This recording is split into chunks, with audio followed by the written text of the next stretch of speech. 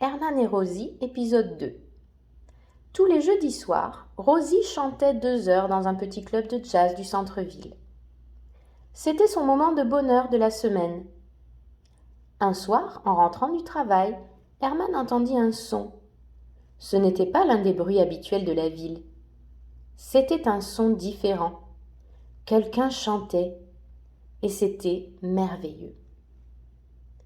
Il éprouva la même sensation que s'il avait mangé du miel à même le pot. Cette nuit-là, la chanson flottant toujours dans sa tête, Herman monta avec son hautbois sur le toit et se lança dans un petit morceau de jazz entraînant.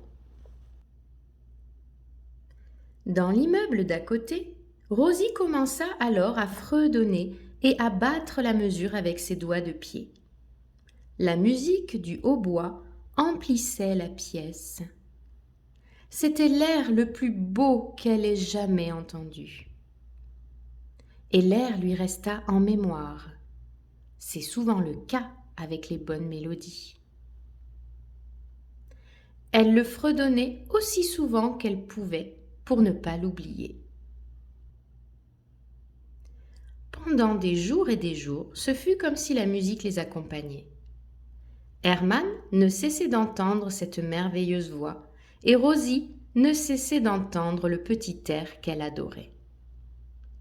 Et puis un beau matin, Herman découvrit en arrivant au bureau qu'il avait perdu son travail.